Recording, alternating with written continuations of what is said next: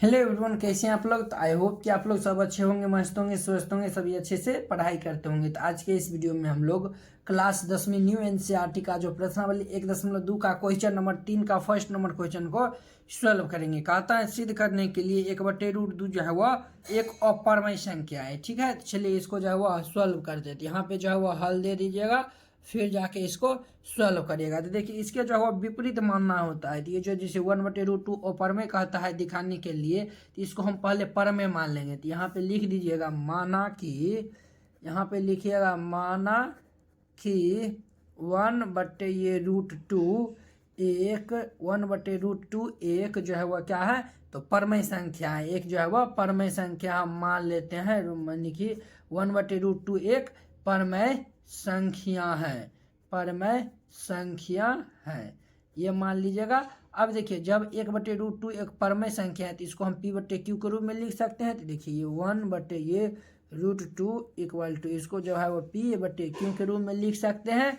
और जो है वह यहाँ पे लिखेंगे, क्या लिखेंगे, तो यहाँ पे लिख दीजिएगा जहाँ p और क्या है, तो सभाज्य पूर्णांक है। तो यहाँ पे लिख दीजिएगा p और क्यों सभाज्य पूर्णांक है। पी और क्यों क्या है, तो सभाज्य पूर्णांक है। ठीक है, तथा जो है वह क्यों जो है वह 0 के इक्वल नहीं है। क्यों जो है वह डज नॉट इक्वल टू 0 है। अब देखिए क्या करिएगा, जो है वह व्युत्क्रम कर दीजिएगा। क्या करिएगा, व्युत्क्रम कर दीजिएगा, तब जाके क्या करिएगा, तो स्क्वायर भी कर सकते हैं, यानी कि जो है व्युत्क्रम कर दीजिए पहले। तो यहाँ पे जो है वो हम लिख देंगे, क्या लिख देंगे, तो ये जो है वो व्युत्क्रम व्युत्क्रम का मतलब क्या हुआ, अगर जो है वो 4/5 लिखा हुआ है तो इसका व्युत्क्रम क्या हो जाएगा, इसको जो है वो पलट देना, अंक को जो है वो पलट देते हैं, यही जो है वो व्युत्क्रम कहलाता है। ठीक है, तो ये देखिए 1/√2 है, तो ये हमारा √2 इक्वल टू जो है वो क्या हो जाएगा, p/q हो जाएगा। तो अब देखिए यहाँ पे जो है वो p/q का होगा, ये जो है वो p/q नहीं बल्कि जो है वो q/, जो है वह p हो जाएगा। यानी कि जब इसको पलटेंगे तो ये q ऊपर और p जो है वह नीचे आ जाएगा, यानी कि q/p हो जाएगा। तो अब देखिए ये जो है वह, यानी कि यहाँ पे देखिए p और q जो है वह सभाज्य पूर्णांक है। तो आपको हम बताए थे कि सभाज्य पूर्णांक क्या होता है, यानी कि जो है वह जब यानी कि दो पूर्णांक को हम बट्टे में लिखते हैं तो हमारा परमय संख्या होता है। तो यहाँ पे जो है वह यानी कि q/, जो है वह p1 जो है वह क्या है, तो परमय संख्या है, परमय संख्या है। तो यहाँ पे लिखिएगा सिंस, यहाँ पे लिख दीजिएगा सिंस p और q पूर्णांक है, p और q क्या है, पूर्णांक है। इसीलिए जो है वह हमारा ये जो है वह यानी कि ये जो है वह q/p एक परमय संख्या है, एक जो है वह परिमय संख्या है, ये लिख लीजिएगा परमय संख्या है। इसीलिए